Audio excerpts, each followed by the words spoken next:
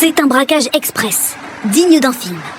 Il s'est déroulé en plein jour dans le musée de cette petite ville de moins de 10 000 habitants. Ce lycéen était seulement à quelques mètres. Il a prévenu la police.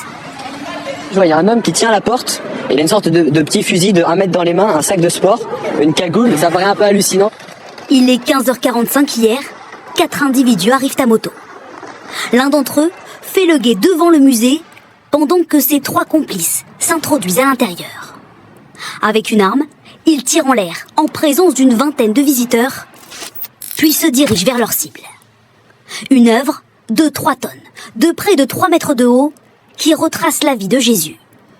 Les cambrioleurs scient les vitres blindées, puis la structure elle-même pour dérober des statuettes, comme celle-ci, en or et ivoire.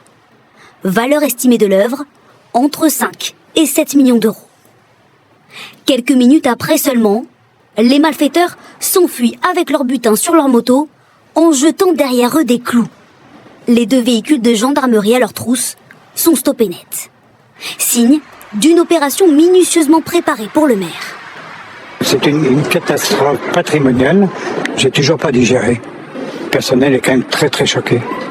Aucune interpellation à ce stade. Le musée, fermé pour le moment, avait déjà été victime d'un cambriolage en 2017. 2 couronnes du 19e siècle dérobées, elles n'ont jamais été retrouvées.